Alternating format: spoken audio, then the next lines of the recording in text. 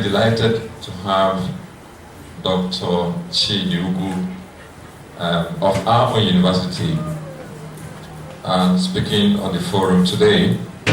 I'll tell you briefly about Chidi Ugwu and then handing over the microphone to give us his lecture. Chidi Ugwu has a background in cultural anthropology and a PhD in medical anthropology. He has taught anthropology and qualitative methods at the University of Nigeria and Nsukka since 2011 and has guest lectured in the University of Melbourne School of Population and Global Health since 2017.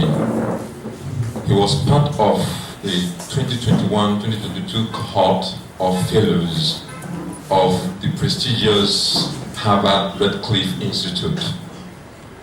His research interests circulate around the asymmetries of knowledge and power. And to highlight these, he casts nuanced glances at the landscapes of public health, politics, and religion. His studies have been supported with funding from the American Council of Learned Societies, Harvard Radcliffe Institute, Winner Green Foundation, International Development Research Center, African Population and Health Research Center, and several others. Results of the research have been published in prestigious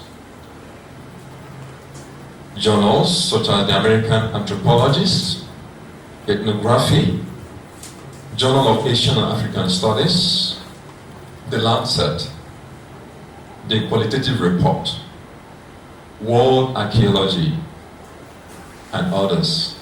Please join me to welcome Dr. Chidi Ugwu on our platform. Yes, thank you very much.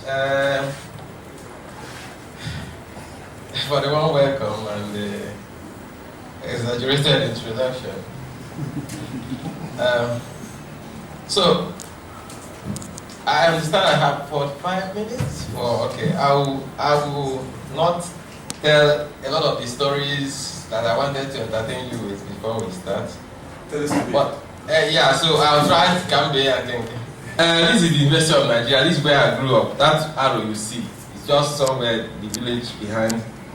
And so my life, I grew up traversing two worlds: the rural environment, my village, that place where we used to go, and a number of other things that we do in the village. And from there, I would come to the university to look for, some edibles, to fruit, mango, cashew, to fetch water, to meet with students, to run errands for students as well as and a number of things. And then in that process, I joined catechism classes in St. Peter's, made friends with children of university staff. So my life has been back and forth from my rural environment too. So, and this has defined me and my scholarship. So I always think about this with Peter Eke's two publics. Those who have read Peter Eke, it's a very good illustration of this. These two worlds, the civic public and the primordial. This is the civic world. The primordial is the one, the rural, primordial, the one that was there, the institutions that the external systems came to meet. This is how this narrative is demonstrated in the process of data collection, information gathering for the research that we do as social scientists. You can see me seated with some young men just doing an interactive session. What you find here is recorder, right? Recording the discussion that I'm having with these people, one of my field works. What you see here is paper, right? Paper, which I'm using to record what the discussion is. And so these two items will ensure that the product of the discussion that happens here goes out to the world. So after capturing it on paper and record, then you start writing and publishing. Eventually you put it online or you go abroad, publish it somewhere. So you see how these two worlds interact because of what we do as researchers, deploying instruments like paper and recorders and other things that you use, camera, you use for data collection. They don't just end in that place. And the people we are working with, this is a matter for another day, have this consciousness. Whenever you produce paper or recorder, the way people talk to you will change. They begin to talk to you as an outsider, even if you are their brother. So whether it is the hegemons. The hegemon is a system that claims to be universal, that wants to dominate and override every other system. So the hegemons here are basically Christianity and biomedical tradition. These are the two hegemons that will feature in this talk. So, and I'm talking about Ndĩ Dibįa and their agency in the context of contact. And Ndĩ Dibįa, I mean, is not just Ndĩ Dibįa, but even Ndĩ Dibįa is Dibia, right? So in this context, the people who do healing with all sorts of herbs and roots, and even people who employ some ritual, sacred means are also Dibia. As health anthropologists, we comparatively study the social and cultural aspects of healing and health seeking, of sickness and health seeking across the world.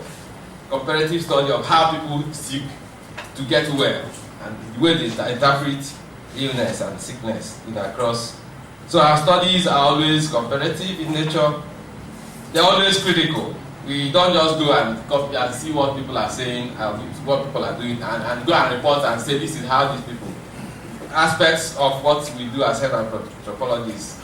So aspects of what health anthropologists engage with, both traditional and biomedical healing, right? Both global health aspects, those who do a WHO things and the rest. But we also focus on, in fact, medical anthropology, what I call health anthropology. My reason for not calling it, for preferring health anthropology to medical anthropology, which is a more familiar term, is that I think that what we do as anthropologists who study the dimensions of human experience that have to do with health and healing goes beyond medicine, goes beyond the medicine that you drink or you. There are a number of things that have to do with health seeking that happen in different parts of the world that are not medical. Things like prayer and all sorts of things. So I think that it goes beyond just medical, and that's why I prefer the term health anthropology. So when health anthropologists engage non-biomedical aspects of healing, they usually do that from different perspectives. So first is to tell the story of the intricacies of healing, that's what people do in different societies, the process of healing. What people, the items they use, the incantations that people make, all sorts of things that happen in the process of healing. It's part of the story that some people tell. So, and then a number of persons in this world where no society can claim to still be as original as they were before the world began to come together. So a lot of people want to highlight the hybridity, what some people call syncretism, those who study religion, but forms of synthesis, coming together of different health systems. So this is also part of what health anthropology do. Now, I want to extend from that a bit to say that there's an aspect of experiences that has not been highlighted to my own, from the way I see it and from my observation. And that has formed my agenda, which is to highlight the agency. That is, because there's a tendency to present societies, non-Western societies that have experienced colonialism and all sorts of external invasion, to present them as people who are just there waiting to be exploited, or after having been exploited, in fact after colonialism, they are waiting to be helped, or they are lamenting about what is going on with them and all that. So there's a tendency to overlook the fact that people are active, even if it's in a way that is not very clear to a casual observer. So, and that is how it plays out among those we call Ndĩ Dibįa, alternative health, so-called alternative healthcare providers. But so when I say these things and do like this, alternative from whose perspective, right? If someone says something is alternative, it means that his own is the mainstream. Yeah, so I use these terms advisedly. So, but those things people understand as local indigenous healing. So I ask myself, did colonialism destroy everything in the formerly colonized societies? My casual, ordinary, preliminary observation is that it did not. And so it's not enough to say it did not. What is your example? So I say, okay, let me demonstrate this with what the Ndĩ Dibįa, some people call them folk healers, which I still also find a problem with. But so I prefer to use healers to distinguish it from doctors, biomedical. So those who do treatment, those who give drug, that one is treatment. Healing goes beyond just giving drug. Healing incorporates both social and spiritual, psychological aspects of healing. So when I say healers, I mean those who do not just focus on the body, but who go beyond. So what I want to do is to spotlight this agency as an example of what people call subaltern. The subalterns are a group of people that are deemed to be undermined, to be the underdogs, to be, to be people who are being exploited in some way, who have been disempowered by any system. So the perception of this group of people as subalterns is part of what I want to examine. In the end, you will all of us will. I will invite you to determine with me whether these people are really just subalterns, powerless group of people. So this research, this data for this information for this collected from within the Soka area, and in context of what we call at-home ethnography, or what you call indigenous ethnography, which is when the ethnographer is studying his or her own society, right? Instead of going like the Otembegs of this world that came from. So this one is being done. I have my own reason. It's actually an act of protest. It's an act of protest because the people who determine that to be called an anthropologist, you must leave your own society, locate yourself in a different environment, learn a different language, report about a different group of people. And this actually expansionist. This was established when the British, the Europeans, had interest in going to colonize other societies. So it made sense to promote the fact that people should go out to study other societies, because anthropologists played a huge role in going to understand different societies that were to be colonized. So it made sense to say if you have not gone to study another society, you are not an anthropologist. So why I say mine is an act of protest is to show that it's not, you don't necessarily have to leave your own society. You're also capable of studying and understand, because in fact, you are in the best position to understand and report on your own society. So even if people are raising the issue of bias and you are not able to see things very clearly because you grew up in a certain place, a lot of things that are that look familiar to you may look interesting to an outsider, that you may miss a number of things you should talk about. But we know that training can help overcome some of these things, and no study is perfect. Anyway, so that's all I can say. This participant of the number of you can take one class to explain all these things that I've written here. Okay, so my thesis is that much of the changes, not just in the issue of in the area of health, much of the changes we bemoan, we lament about in different non-Western societies and above global south are not necessarily they are not cosmetic that people understand them to be. much of the things people think are changing are not changing, are not necessarily changing as radically as you are seeing them. You know. So I'll demonstrate this. That's that part of what I want to. I already wrote a paper on this, talking about traditional, the aspects of what we call traditional religion, which was published as part of the thing we wrote for Professor Fata, you know, when he was retired. Where I argued with a number of examples where people who go to church, when it is time to really determine things that connect with them, that threaten their life, you see that the church kind of guys just to join the crowd. That's where you determine where they truly belong. Why even doctor, even Reverend Father would suggest they go to the university, you know. If your thing gets lost, well, no matter the crowd, if you start saying Jesus or Mary or well, will punish you, here you go back. But once you see, people actually know that you are already on the road to any place, that thing will come out. Anyway, so well, this is a matter for another thing. But this is another example. That one is on my first, where I started the argument. This is just to extend that hypothesis, that thesis, that much of the changes we think we see are actually more cosmetic than we understand them. So, an example of sacred healers. You can see this is how people and a job, maybe you want to do divination or you want to consult or just casual guessing, one way or the other. This is the kind of thing you see they do, right? As you agree that we don't, right?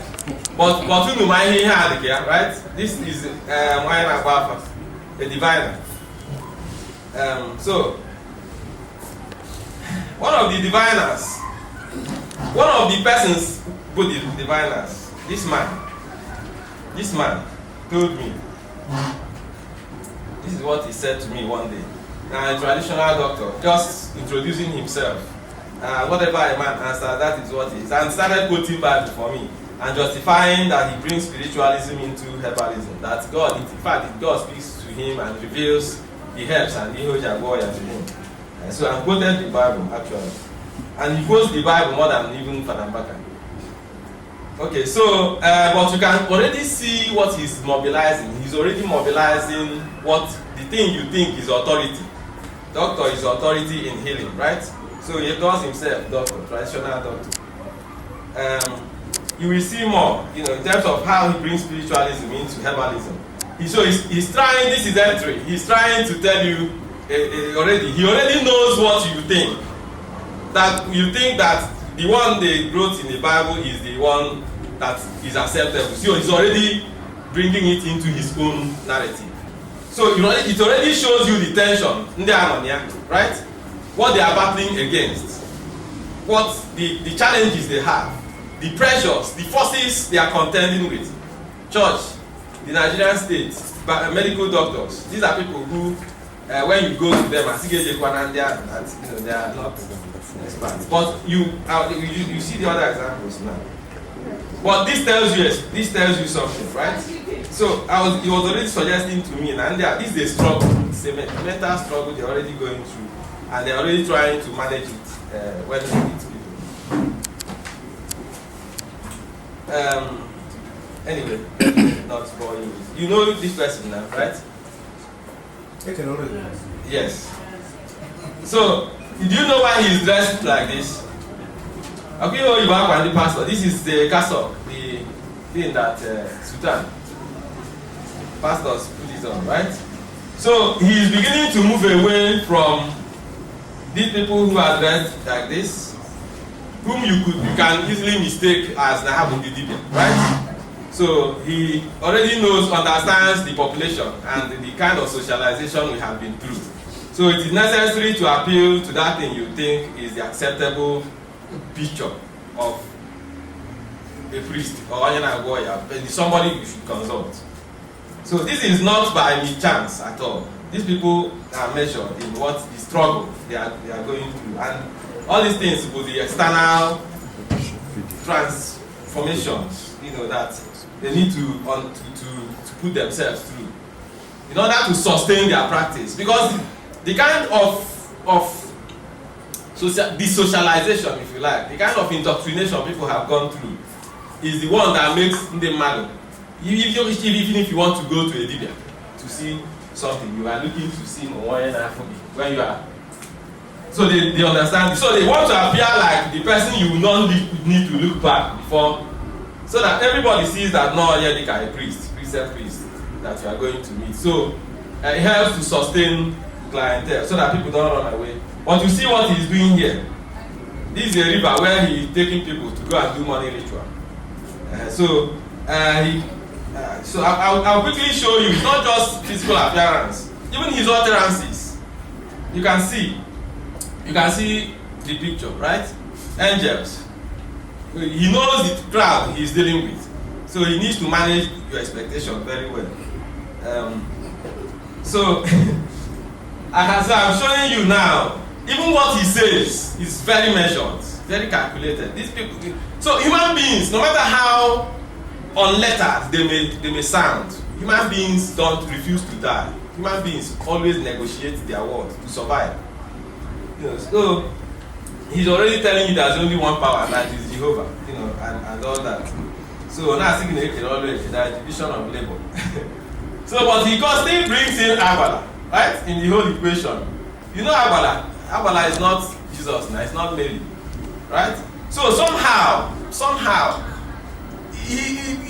if you pay attention, you will understand where he is. Irrespective of the physical show he's doing, he still tells you that, no Agbala and all this. So he says there is only one power and there is only one God. Jehovah the King of Kings and the Lord of Lords. Any other God it does not concern me. That's how he says it. There's division of labor in this world, and they can always. And some people should do other things. His own is to help you to make money through some spiritual means. Anyway, so as you give to Agbala, that's Agbala. As you give to Agbala, Agbala will give to you. And he keeps repeating this one. That's the or something, So and then he goes on to say something that shows you that this is the impression management. This is a public show of something of man trying to man, because this thing is deliberate, that he was being videoed. So he knew that he had got to the public. So he's saying things that this public should be comfortable with, and he's already managing what he's saying. And he's telling you, I do not support any evil. Because people are already thinking that if you are in the river and you are evil. So he's telling you, he does not support any evil. You that are speaking against me, so you will need a go against him. These are the people who are saying they are fetish, right? These are the group he's addressing. I'm helping people to get money from God, not from Satan. You people follow what is going on, right? These things are not anyhow. They are very key, lines of narrative that understand that they are in a struggle. So anyway, we help people to get money. They get money, they help their government. You see the rationalization now is going ahead to even tell you that they are partners with government, right? Because you are helping government. If you raise a billionaire, you raise their own community and all that. So he's justifying what he's doing, even that government should support them. So then he goes on to do something very interesting. He hails some popular men of God. Some popular men of God, this popular man of God that he hails Padam Baka. He selects Mbaka from the southeast and Catholic. He selects Johnson Suleiman from south in Edo. He selects, there's one more man again that he mentioned, I think it's in Yoruba or the other Middle Belt area. So he selects both from denominations, across denominations, and across the regions of Nigeria. So this is a deliberate struggle. Now, secular healers, let me move on to, because there are basically two categories of healers that I want to demonstrate this thing with. So I just finished talking to you, showing you examples with those some people call sacred healers, because they involve some spiritual, prayer, incantation, that kind of thing. So the other second category is those that have been called secular healers or practitioners, those that do not pray or do spiritual, they use herbs and roots and body parts of animals and all that. So that's the second category, and you will see their own struggle and the way it manifests, the agency that they mobilize.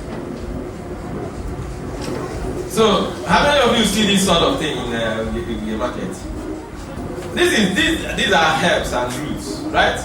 So initially, this is the picture that you get if you talk to a medical doctor about what they do when people are doing healing using roots and herbs.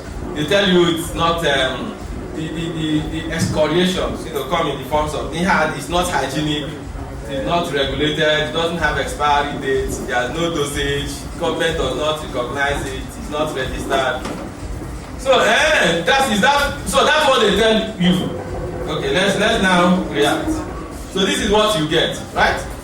So this is exactly what you see when you go to a pharmacy shop. So, and I will show you now that it doesn't end here providing a package that looks like what you have the doctors, the medical tradition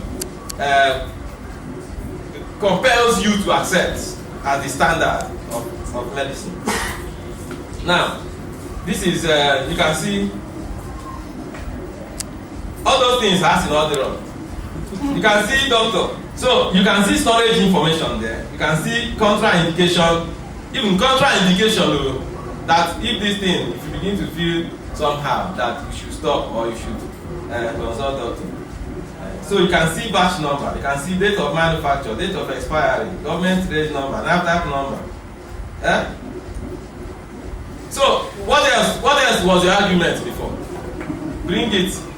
Let's see. In fact, these people go ahead to even mobilize other advantages that biomedicine does not enjoy. There's this posturing that biomedicine is scientific, it does not, it's pure science. It's just pure science. But the human being is not just science. The human being is not just body. There are other aspects, like feeling, like some spiritual experience. When you pray, things you feel. When you sleep, the dream you see, and all that. So the human being is not just body. And they know that doctors will fall short. The biomedical tradition will fall short. So here. So what did they do? To even take that advantage. Do you know what this thing is? They can't take never. Yeah. It's very Mary now, is it not? This is medicine, This is medicine. But to tell you that there is God inside this medicine, the mother of God. So this is a Virgin Mary. And this is in Nsukka, and you know that Nsukka is majority Catholic. Anything you see, it's not by anyhow, it's not by chance. That's the thought behind these things. So which other church people are very many in this environment? They are not the Catholic. So you use Virgin Mary to appeal to them because I have only venerate the woman very well. So you also have other dosage, but you have something very interesting here: Bible verses that you should read when you are taking this medicine. Okay, so then the active ingredients are also listed there. Then you can also see something very deliberate here in this poster. This poster can form just a full paper. This poster, just analyze what is going on here. You can see what it immobilizes the spiritual. I'm going to have salvation here. Salvation. Salvation is the name of the man, the person. Salvation Herbal Home. So, but you see the Yoruba name here. And this poster, I took this picture in Beach Junction. The fact that the Yoruba name is boldest in this poster tells you something. Because our people around here, with the impression that Yoruba people are more, they are still very close to their tradition. They are healing, this thing is more powerful. So you have to know that this is a Yoruba man in Beach Junction. So, and then, but it doesn't end here. They also have what biomedicine has, right? So So they are deliberate in also using the terminology that biomedical tradition, that they use there, right? So you can see the list of these things, all those erectile dysfunction and all those things. So they also control, they are competent in that way, but they are mobilizing even some other thing that biomedicine doesn't have. So I can tell you where all these things. Sorry, we treat, God helps. Eh? Okay, fine. Now, so there's something else in the narrative that you need to take note of when you are listening to these people. I want the way you listen after today, the way you listen to these people when you go to the market will change. So that you hear what is. They're not just talking. They don't just wake up and start saying anything. These people sleep and wake up and observe the environment and construct the Hagem. Now, what is going on here? So this is what I call validation and denunciation. They are validate biomedical tradition and still denounce it. They have to validate it because you haven't come off. You still have the consciousness that biomedicine has some authority. So they have to give that to it. But they're already undermining biomedicine somehow, telling you that it's not, even though we don't say it's not, but there's something in it that you should fear. Now, we deploy computers, so they are mobilizing biomedical things now. The computer to see through your body and to determine accurately the actual problem inside your body, right? So that you don't just think that they wake up and ask you what is wrong with you and start giving you medicine. So they are telling you that they are also systematic. We then use our time-tested and generations-honored routes. So first, we deploy computers, right? Now, this one is appealed to. They know that people still in Africa, people can regard for their ancestors, for their roots, for the tradition. So that has to be mobilized also. So use our time-tested generations-honored roots and health to strike the hell out of that ailment. And let's see how poetic this will sound. So they are also appealing to God here, right? It's not just ancestral God, and because they know they are talking to people who are made up of these different shades of consciousness. So everything mobilizable has to be mobilized. So these ancestors and technology, this emphasis, they are not by chance, right? So and then he's telling you Yoruba, my Yoruba hometown, this person. You said some people. So what I want you to see is the way they validate biomedicine, that they also denounce it, also undermine biomedicine. It's deliberate. Some people come and tell me they have been to the psychiatric hospital. Some of the big rich people who bring their mentally ill relatives here come and tell me they have been to the psychiatric hospital. I charge them more because they make treatment more difficult for me. So I asked him, how do they make treatment more difficult for you? So he said, all those drugs, all those chemicals, they have accumulated during that. We have to first remove the chemical before we start treatment. So that those dangerous chemicals now cause cancer and all that. So it's anyway. So this is my perspective from what does all this what does this narrative tell us? So this is my takeaway from what is really going on here. So you can see that healers resist external structures of domination. They are not resting and waiting to be beaten. They are fighting back. They are resisting. They are mobilizing everything mobilizable. Both whatever. So, and their practice is being transformed in this process, even if outwardly, right? So it's no longer you go and see somebody like just doing divination or many places that I visited. You see people who actually Dibïa, name divination, but you see the first thing that greets you is people singing praises and carrying the Bible and saying the rosary and doing that vigil. But when you get truly close and get very, you're just familiar, relax in the environment, that's when it is time to do actual healing. That's when they tell you that there are some things that the Holy Spirit is, it's not the one that when you finish, side effects they do everywhere. So they always tell you these things. No one side effects. the natural. You listen to this thing. The natural is they are telling you because there's another one you have in mind.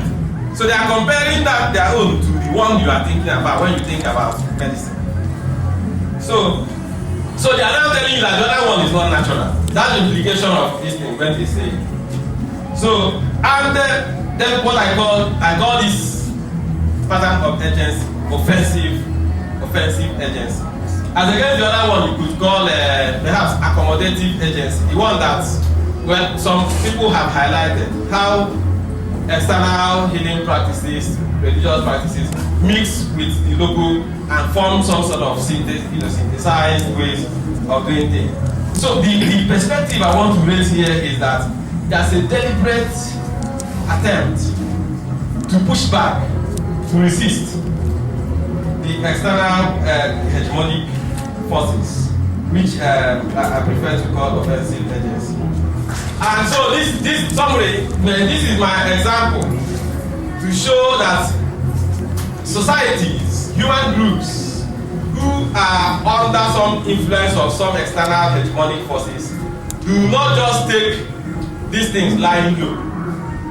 That in different societies that have been reported in Malaysia, in so many places, that people that are called subalterns have ways of fighting back that may not look frontal, I may not look punchy, but it is happening in a way that the casual onlooker will not perceive what is going on, but there's a struggle that is going on, a struggle to preserve local knowledge systems that are being threatened. This is just an example of that decolonial struggle. Thank you very much. Thank you very much, Chidi Ugwu. We're going to the Q&A session. So those who are online, if you have any comments or questions, just raise your hand. You'll be brought in to ask your question or make a comment. I'm talking to those who are online. And those of you who are here in person, please, we are getting into the question and answer session. And if you have anything to say, just put up your hand. You tell us your name, and then you give us your comments or questions. I'm just very happy that what we have at the hand is speakers service. Actually, when we come to tradition or how God created us, we know and we believe that. If in terms of what our people can do, like talent that God given to them, or how God have formed them, or the things that are found in them. If I talk about Igbo setting, for instance, like I talk of Dibias, or medical practitioners, or quality whatever, these people are there. There's no doubt. People have these powers, these kids are there. A lot of traditional medicine dealers or Dibias, there are a lot of them go very far away from what is being done. They have been given naturally gift, which when they get these leaves, like you said, the leaves and liver can be for healing. You can leave it and give somebody the basic well. But where they get it wrong, that they go contrary to giving glory to him, but some other forces they serve. And my question is, only that people come to him who make people rich, and they have word of God, they have the ready people to go to the river and do sacrifices. These sacrifices, to whom were they given? Thank you. My name is Asabor Kenneth. If I bring this closer to my discipline, I think it would be the contention between the development in the indigenous environments and the received knowledge. But my question is, indigenous knowledge must it be guided by religion? Must religion dictate what happens in the way we live our life? And I get quite elated when I listen to you. Just like today, I'm so happy about it. But there's something that I think I have a problem about, and I don't know whether the researcher will help us in solving it, because I believe that the researcher has the task of helping not just to understand, but to make a science of what he's doing. So when I've listened to Chidi, I hear him talk about traditional healers and all that, and of course the expected discord picture between the traditional and the modern, whatever, But I'm a little bit at loss on how to make relevance of these traditional healers, or as a social anthropologist, as a medical anthropologist, how we can help them become more relevant. Because when you take them to the context of religion, you find that I would prefer to believe in Christianity, read the Bible, because it looks more scientific to me, than to go about driving the water and all those kind of things, And if you move from the university that you are working as a researcher, and you find somebody dressing in a particular way that doesn't, fetishism and all that, you have a lot of problems because you are a scientist and you want to see how that what is doing can become science and all that. So how does the medical anthropologist, as a social scientist, help in creating adequacy, not just modernizing? We're not just talking about being a white man. That's not what we're talking about. Actually, the white man started by, if you want to heal somebody, you put injection, needle inside the person's body. Is it not very painful? Can't we find other ways of doing it? But these are the ways that people are passed through, and science is engaging and engaging and engaging. So, how does the anthropologists and social scientists help in creating advancements in these directions? Thank you. My name is Chidi, and I have 2 questions for Chidi. And the first one is, this is actually an exciting finding, and I want to find out, are you taking any step towards bringing this into the curriculum of sociology and from social work department? Because for me, this is part of indigenous knowledge that we don't even have. Sometimes we come across questions like this and we find it difficult passing it across to. So do we have, is there anything that you're doing, bringing this into our curriculum? And then the second thing, I also want to ask you as a researcher, you mentioned something when you were talking that sometimes when you want to talk to some of these traditional healers, that sometimes you need to bring down on maybe use of audio and visual.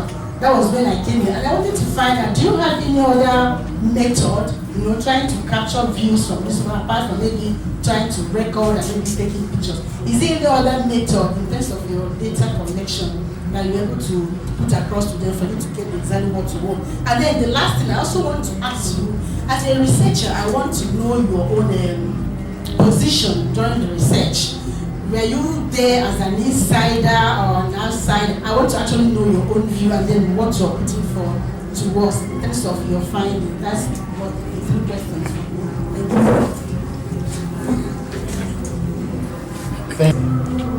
And I would like to start by asking Dr. Chidi Ugwu a question.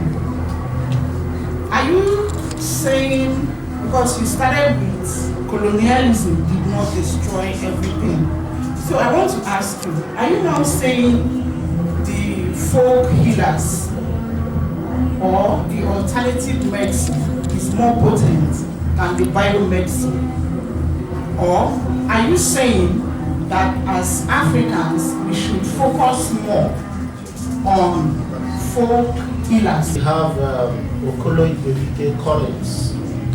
Say hi everyone, so excited to be here. My questions, number 1, how can we come to the fuller conception of the idea and conception of subalterns in its southern Nigeria epistemic and ontological career?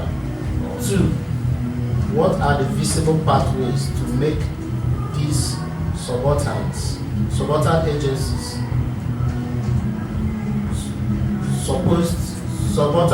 supposed by medical epistemic disobedience to be scaled up to popular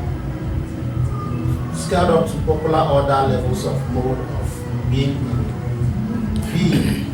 in the southern Nigeria? And following Tala Assad critique of religion in its colonial take, how can we engage in the subalterns' religiosity in southeastern politics and economy is deeply entangled with Catholicism.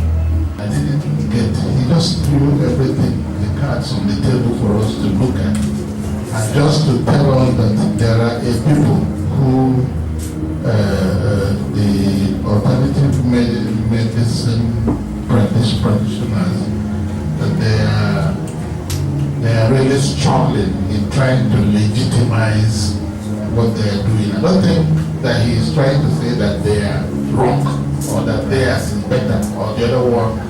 Why I say so is that the Orthodox medicine, to us, at least as much as we know it, came with the Western education. That is why it appears that is the one that is already legitimized, while the other people are struggling. In fact, people understand what they say. The alternative medical practitioners are here trying to, I think that's what he tried to put forward, but I didn't get it that he was trying to say that this one was Thank you. It was in Egypt, the ancient black Egyptians, that originated much of we learn today as philosophy and some of these things. But somehow, the stories, it's long. Before I don't want to go back to mention Moses and Ndį. But if you have read the history of the black civilization and Alexander the Great and all sorts of stories, and how much of what people think is Greek philosophy today was actually borrowed from Egypt by Aristotle and some people who came with Alexander the Great to take, burned down the libraries, took the ones they took. And Aristotle was just writing his name on the materials in the Egyptian Mystery School library. That's why Aristotle's name is everywhere. It's in physics, it's in chemistry, it's in mathematics. So he originated none of those things. He just took records from the ancient Egyptian Mystery School. This is already established knowledge. It's not, even white people know what I'm telling you now. So Aristotle is the father of plagiarism. That the turn of civilizations have placed things in a certain way doesn't mean you should claim civilization, global civilization. It doesn't belong to anybody. All of us have contributed at some point in our history. So when we were in this position, this is what we did. The science that entered the pyramid has not been demystified till today. People are still trying to understand with the kind of geometric calculation that entered the pyramid. Your question is, who does Onions the Jesus sacrifice? But you said other things that I don't want to necessarily react to. But what I want to say is that when we are performing as scholars, we don't take religious texts as authoritative. Anything that is not verifiable, like people mention things, some spiritual things that we cannot verify whether it's true or not. We don't claim that we know those things. We don't claim that they are, that you are authority in something that some other person cannot go to verify. So once you formulate a topic as a social researcher, the first thing we want to determine is whether what you want to do is replicable, whether some other person can go to repeat what you have done and can go to the place you went to, interview the people you interviewed. Do you get it? So when you say that you slept and God spoke to you or devil, or you can do that, but it's not before us as scholars, right? So that's why we are not saying that those things are there or they are not there. What we are saying is we cannot know. We know and we are not sure. We can't verify those things. And we are not also dismissing them. So that's why we are reluctant to claim that we know things that some other person cannot go to verify. So only the Jesus, I already mentioned that he mentions Abba. I think Abba is the goddess of water in his community that owns that river, the spirit behind that river, according to their own belief system. So it is that Abba that he actually serves, but he presents himself as a Christian priest so that people can come. If he presents himself as the priest of Abba, people will not come. So I'm just saying that they are managing the public to the extent that we will help them to survive in this environment. Not just what the story of the research. And I'm saying that this is the colonial struggle.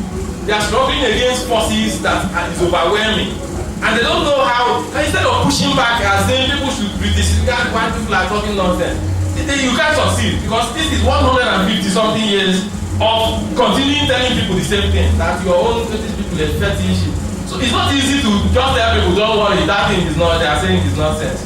So what do? You to find a way to manage the public perception so that people you can continue, your own knowledge to continue to survive.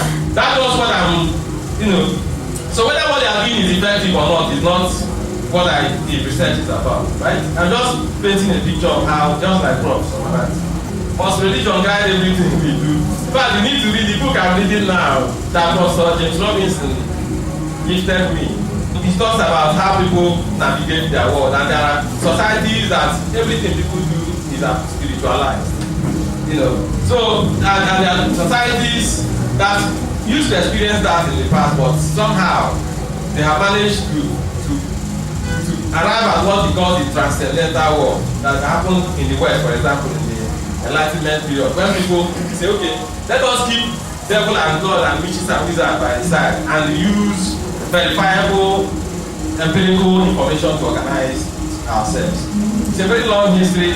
Some societies eventually do that, some may not, So, Prof, I can only help healers to become more relevant. Anyway, long story, but the healers are not even asking to be helped to become relevant. They're already helping themselves, right? And they don't need to look touched for us to agree that they are relevant, right? Once they are serving why have they survived? Irrespective of all the meddling from the those persons. Why is it that you still have healers in different communities making money? A lot of them are building houses. People are going to them at night. I visited one who showed me a reverend that just left. He came at night and they charge them more when they come at night. Because they say it is these people who condemn us during the day and come to us at night. So they have to pay for that condemnation. So the point I'm making, why they are surviving is that the role they are playing that people have found it difficult to dismiss. Someone asked me, what is my position? This paper is not about my position, right? I'm just telling you what I have observed.